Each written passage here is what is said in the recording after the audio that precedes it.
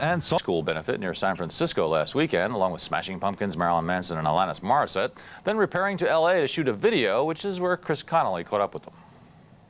Metallica's Load sold 7 million copies worldwide. Its subsequent tour made some $34 million. So for Reload, it's no surprise that Metallica would go back to the same eclectified metal that was such a hit last time out.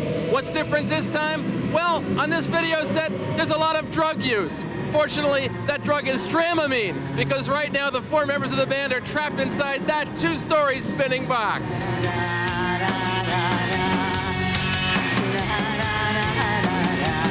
What it is that we're sitting on this sled and the room is revolving around us, and it gives the illusion that we're actually spinning like this, defying gravity.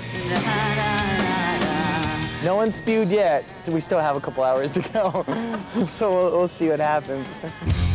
What happens on Reload?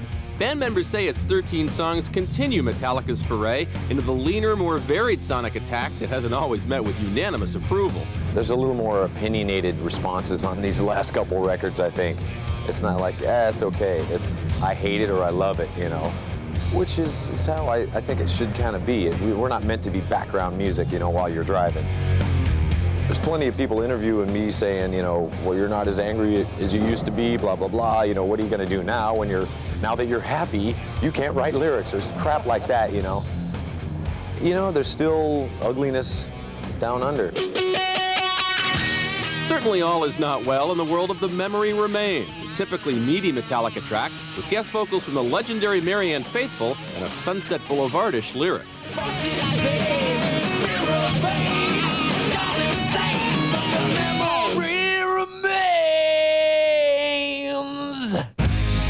While their record company would have preferred a title without Reload's more of the same spirit, band members aren't shy about linking the 2 CDs together, since Reload's tracks were largely recorded at the same time Load's were. People ask me, you know, how does it tie? It is part 2 of Load. It's nothing more, nothing less. It's not the scraps, it's not all the B material. It is the other 13 songs. Load was supposed to be a double album, and it still is. The 2 records just came out a year apart. What we wanted to do is try to put out records more often and tour more scattered. And by breaking this into smaller bits, that becomes an option.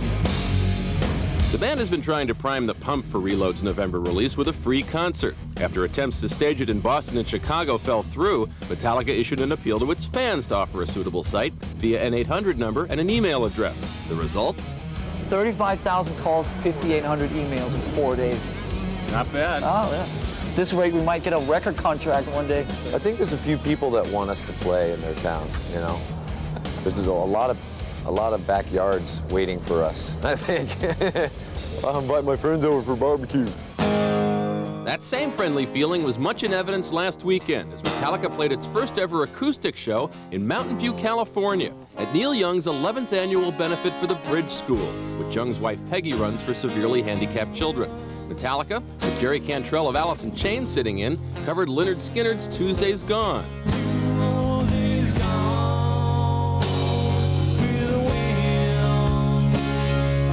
I wouldn't mind integrating some of that stuff into our show.